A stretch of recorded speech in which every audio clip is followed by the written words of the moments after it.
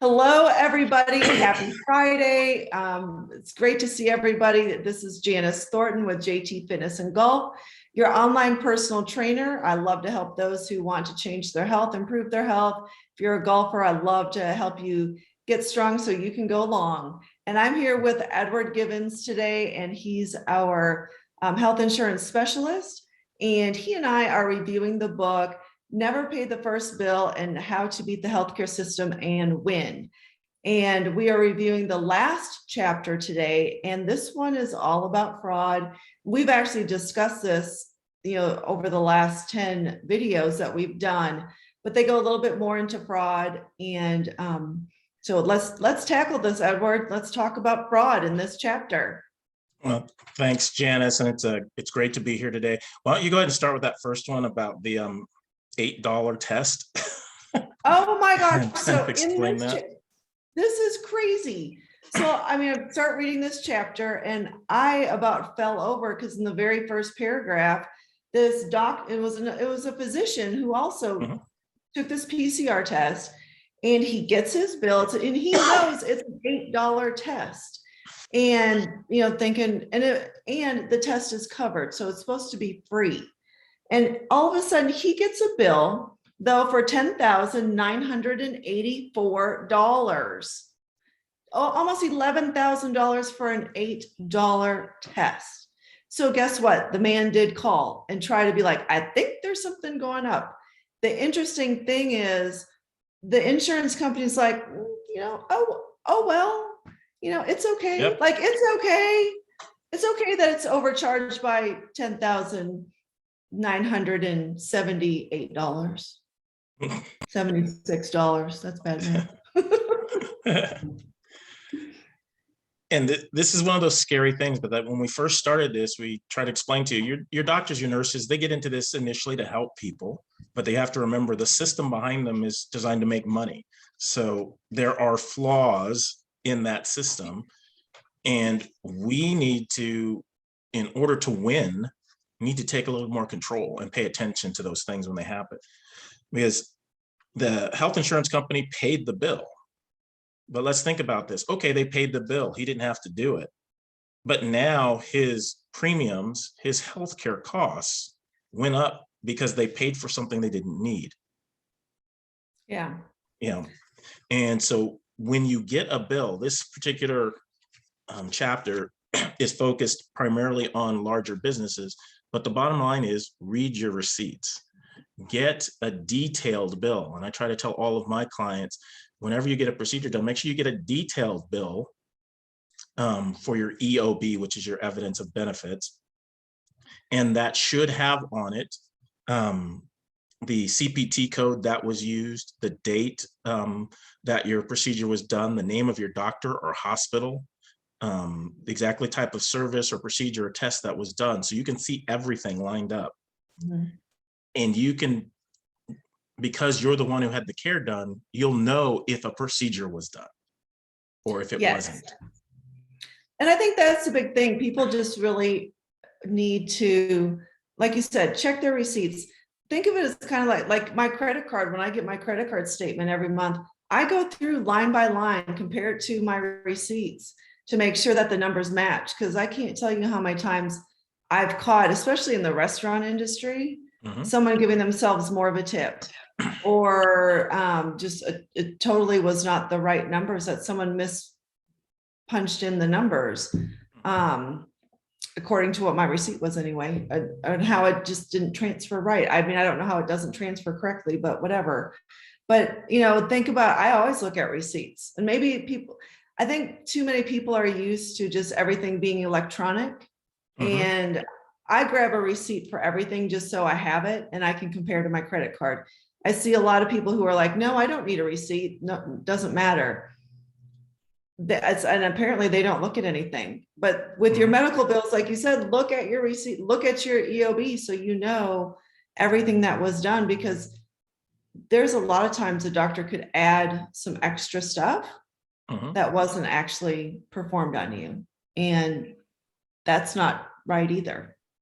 No, it's not. And the other end of this that a lot of people may not be paying attention to is this can affect your ability to get other types of insurance, like life insurance Mm. or long-term care insurance. If someone put the wrong CPT code down that says you have diabetes or you have cancer, or I had a client who in the past, the doctor did a test for MS, found it was negative. This person, we were trying to apply for new insurance for them, and they got denied because in the report it said there was MS. Fortunately, we were able to pull up the exact doctor's notes because she had copies of that, and it said MS negative.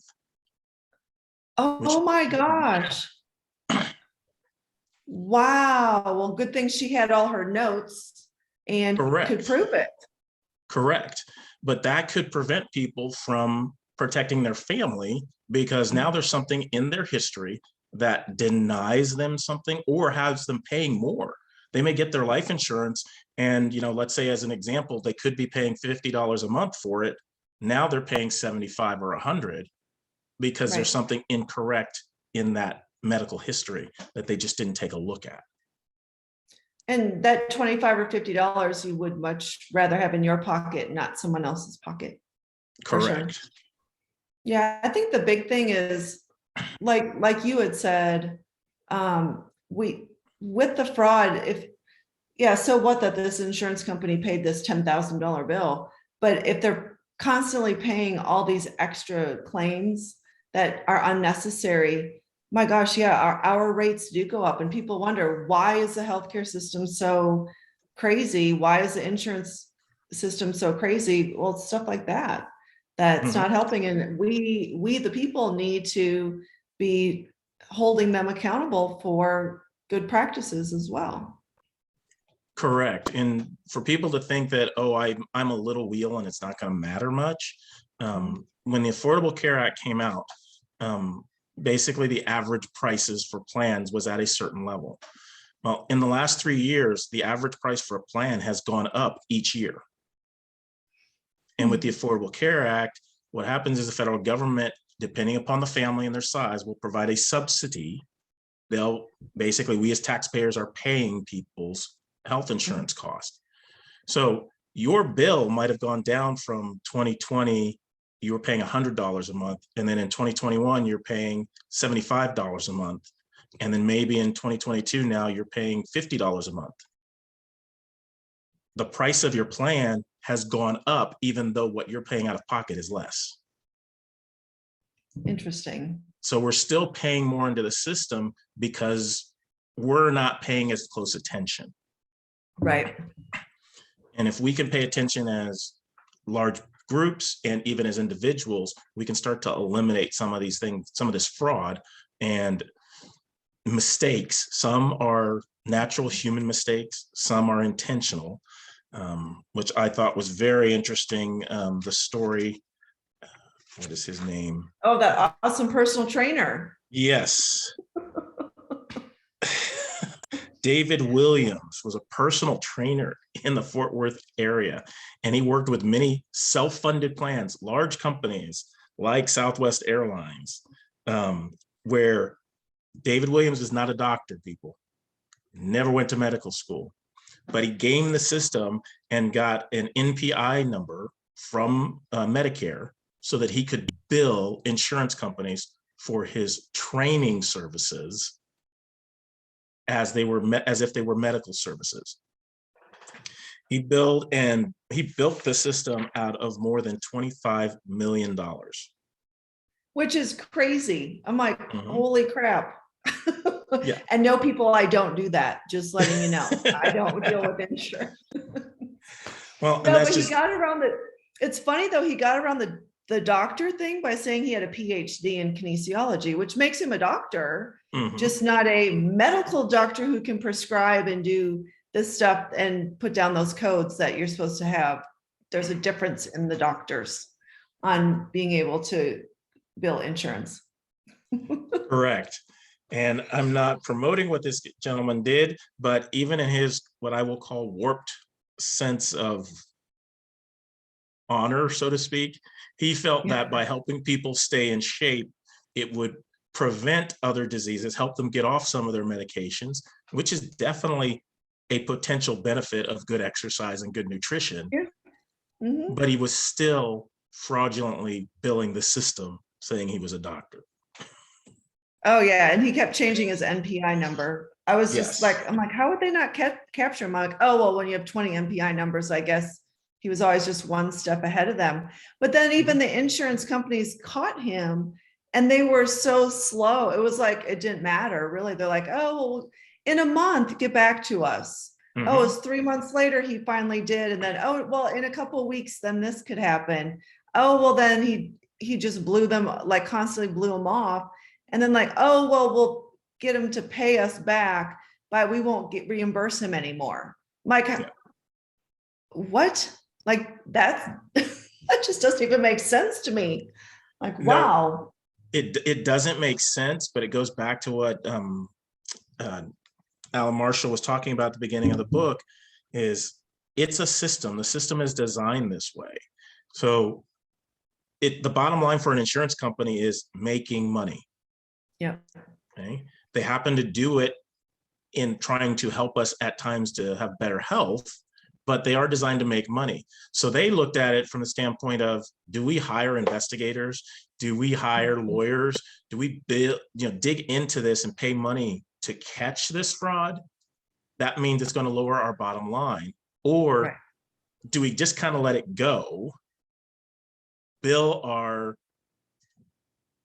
customers, large companies, or us as individuals more each year, so that they can cover for those losses that they are just acquiescing they're going to happen. We're going to take these losses. We're just going to take as long as people aren't getting too greedy in their minds. But if we're paying attention, we can also help eliminate some of these things. Are we going to get rid of all of them? No, but we can eliminate the ones that can cause us as an individual the most harm. Yeah. It's, I'd love to be a fly on the wall listening to some of these board meetings at the top level of these insurance companies. I think I would just, but then I'd probably go bang my head against a wall after I would listen to what they say. I agree with you. We probably would just be sitting there banging our heads against the wall. But even though in these last few chapters, it focuses more toward large companies, the first half of this book is gold for anybody who has healthcare needs, because it's showing us that it's possible, one, for us to gain a little bit more control. The system is not out of our hands, and we can fight back against it. And his first step, again, was obtain an itemized bill. So you have to know what went on, or what they're claiming went on. Examine your insurance company's explanation of benefits. Okay, there may be some things that are deeper in there that you're unaware of. Earlier today, I had some training with one of the Medicare providers that I'm contracted with, and they actually have respite care, some custodial care options embedded into a few of their plans. That could be a great help to somebody who has a family member that is maybe suffering from Alzheimer's or recovering from like a heart attack or stroke, where they can have somebody come in and help them, and the family member can take a break. Nice. And get some relief. There's also a couple of other options that some companies have for medications, where the insurance company actually has gone out and found grants to help pay for those medications. But if you don't examine your evidence of coverage, you may not know that that's an option for you. We'd like to think that insurance companies are going to tell us everything that they offer in big, bold letters, but it's not always there. Right. And then always obtain your relevant medical records. Again, this goes back to, if you want to do other things in life, something in your medical records can sometimes determine what you're going to pay or whether you can even get it or not. And so you want to make sure that those things are accurate. Examine your itemized bill to make sure you receive the services that were talked about. Make sure your insurance plan properly paid the bill. And that's really what we're talking about here. Did they pay $10,000 for an $8 test? Make sure your bill is priced fairly. again, in 2022, it is law that every hospital is supposed to post their cash pay pricing for procedures. You might have to do a little digging under patient information or payer information to find it, but it is there. And if it's not, then you may want to consider whether you want to go to that facility or not. Yeah, Because what they're in else are they violation. hiding? Yep. Negotiate to see if there's financial assistance or some other policy. We talked about this a few weeks ago. Things like x-rays, things like immunizations, shots, you may be able to find those cheaper if you go directly to the labs Yep. than if you go into the hospital. If you do it that way, it's probably not going to count toward your out-of-pocket, but it's actually going to be a lower overall out-of-pocket for you as a family if you look for those options. You know, it's going to be harder for us to negotiate an open heart surgery or, you know, something major like that. But other Right. things that you can control, more routine visits, those are things that you can control. Absolutely. And then, you know, those are a lot of the things that you can do. There's also consider hiring a patient advocate. I wanted to go back to that one too, because many insurance plans and or options actually offer that.